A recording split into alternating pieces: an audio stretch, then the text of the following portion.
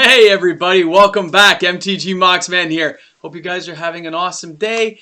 I know I said I wasn't going to do any videos, but I just felt the need to say, why not? It's a Thursday. I have some time. Contest is going fantastic. I seem to be able to maintain the contest info and update names on my spreadsheet, as well as still answer back to everyone. So I figured, why not go ahead and just have a video and talk about some stuff? So there is a lot of new subscribers. I mean, honestly, guys, a lot of you guys have signed in for the contest. Totally awesome. Maybe some of you just found the channel. You got recommended by Peddler or somebody else. Thanks a lot, Peddler, by the way. Appreciate it. So that brings us up to about 360 people, guys. So we're starting to rise up. We're starting to get somewhere. And I did say, if we get to 1,000 subscribers, which is still a long ways off. I mean, we're still quite a ways off. So you can tell your friends, tell whoever to go ahead and subscribe. I will do a significant giveaway if we get to 1,000 subscribers to Zendikar Rising. So if we can somehow get there in the next month and a half, that's another 600 subscribers. That's a lot of people. That's like friends telling friends telling friends. If we get there, we will totally do a much larger giveaway than what I'm doing today. Much larger, okay?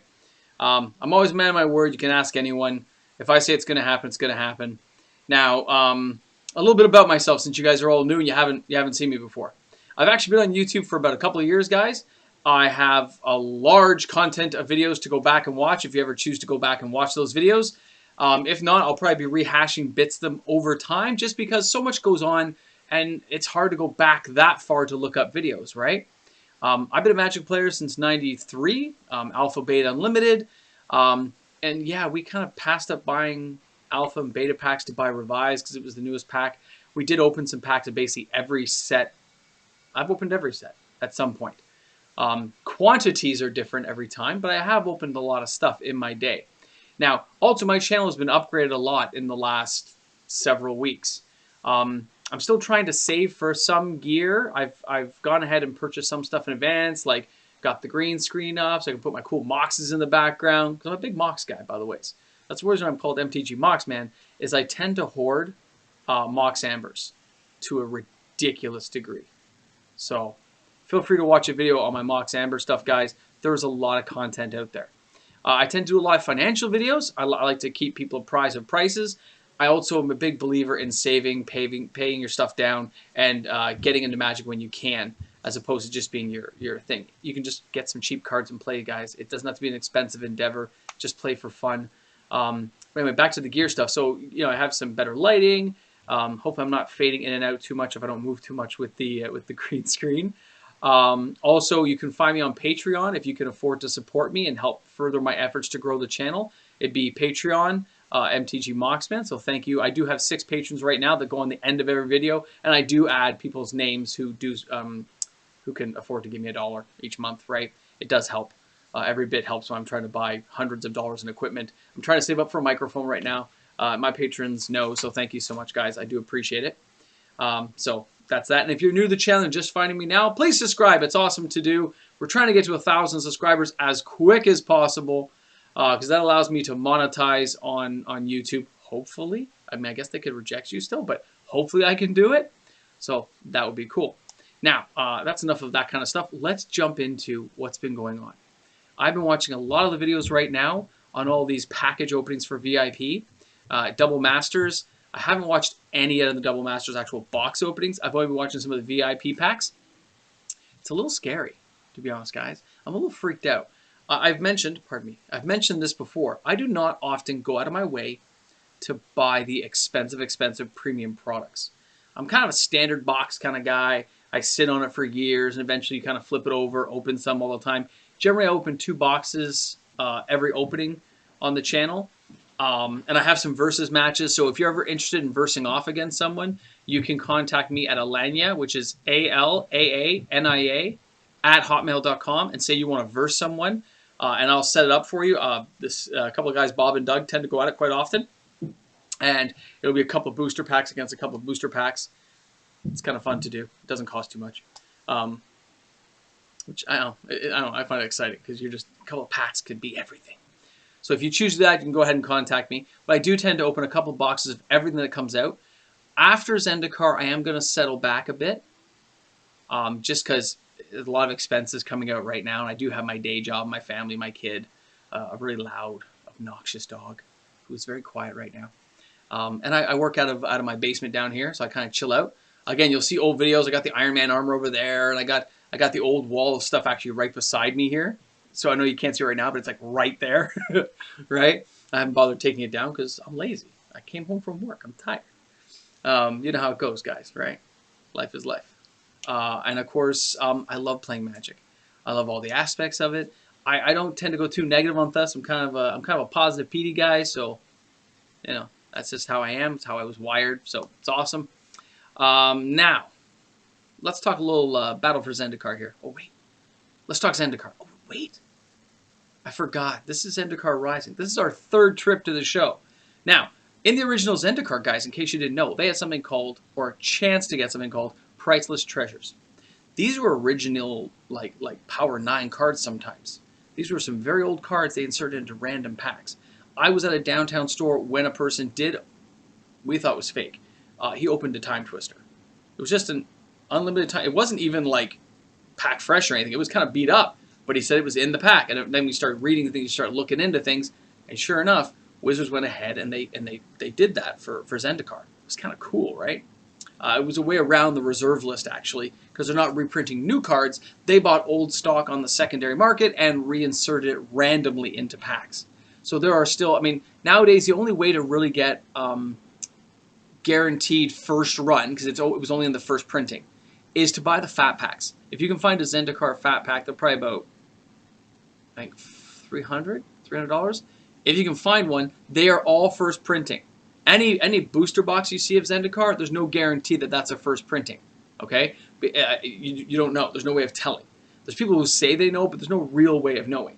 So what you'll end up doing is you'll have to go for a fat pack, and then you actually have a chance at a priceless treasure, which is why the fat packs get gobbled up whenever they hit eBay. Now we go ahead to Battle for Zendikar. Okay, that was hold on. Let me gobble up. Here we go. We're gonna grab one. We're gonna grab one off the wall here.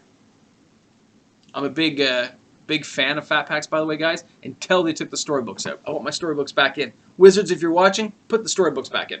So when they when they did the Battle for Zendikar packs and returned to fight the Eldrazi, these ones here, they put the solid land packs in of all the full art land. This is when full art land was still worth something. You know, it's totally dropping in price nowadays, guys, because it's being overly printed. Wizards just wants people to enjoy the art and have it. They don't seem to care that the value tanks. Remember, that's not their job. Even though they monitor the secondary market, they really don't care. Okay, it's not their thing. But it was awesome because in this one they put the first full art lands in of like the fetch lands and stuff. A few other ones like there was like the secondary lands, not nearly as good, but it was still so cool. I did not open any like the Misty Rainforest or anything, but I did get some of the secondary. You know, was it Sunken Sea and stuff like that, and they were cool. Like it was very, very awesome to get, but it is not the same as getting dual land. Let's say, right? Imagine opening one of those would be pretty phenomenal. So here we have now. Oh, by the way, fat packs were very limited run for Battle for Zendikar. There was a print run thing. They only did like 150,000 worldwide, so it was a very short run, which is why you'll always see those fat packs are kind of higher in price than other fat packs of the same era. Now, let's jump ahead to Zendikar Rising. We already have double masters. We've had all these sets crushing us in the last couple of months as Wizards pumping the product out.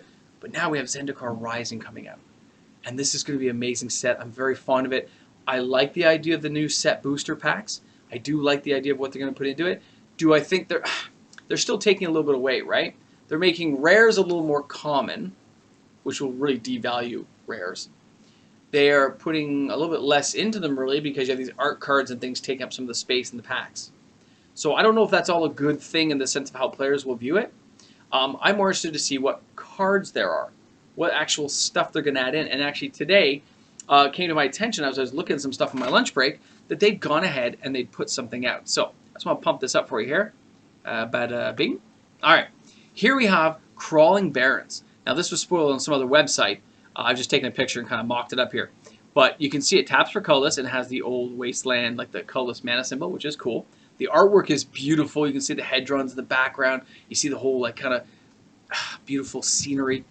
And you'll see here, Zendikar's Restless is the flavor text. Get it? It's always moving, always shifting. After the Eldrazi are gone now, I guess this whole planet, this whole plane of existence is healing itself. You can see almost the clouds and stuff in the distance, and the mountains moving around.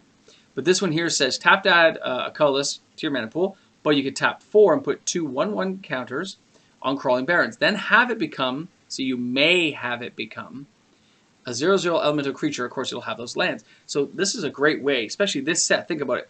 We're still going to have Shadow the Sky, right? You're still going to have Shadow the Sky in play.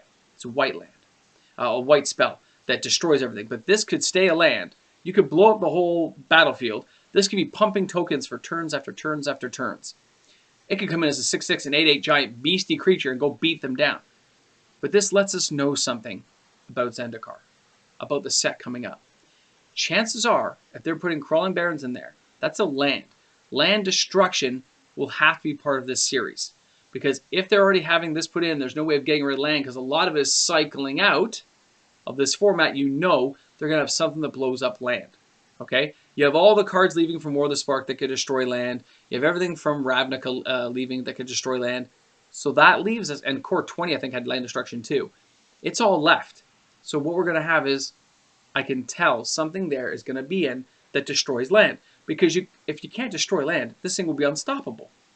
You're going to see entire decks built around it, and then it's going to get banned. And this is only a rare, by the way. This isn't like no mythic land or anything. This is a rare. So the idea of how great this card could be lets you know that they're going to have a counterbalance to what they're going to do in this deck, what they're going to do in this series, right?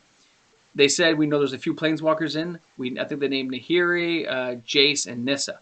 But that doesn't mean they won't introduce a new Planeswalker later. It won't mean they haven't introduced other guys that we'll hear like some Sorin flavor text or what happened with him and Nahiri. We won't know everything. But they're going to do it. It's going to be part of the story and part of the lore, which is awesome. So I love this card. It's sweet. I know there's now going to be a counterbalance. You can almost kind of start picking apart what cards will be in the set when you start thinking about it. But then you look at this card. Think about what came out in Core 2021. Ugin. Ugin's colorless. This is going to put a colorless elemental into play. A possible thing to go with an Ugin deck. You can start dissecting this stuff, guys, and seeing what they're going to do. And it is crazy to think about. Like maybe my mind's just flying, going, oh, there's going to be so much awesome stuff. That's true, because I get excited about this stuff. I want to know. But, again, as I've told other players, and some of my buddies, so much product has come out so fast. I just want to go, oh, I have such a money headache. Because you got to pay for it.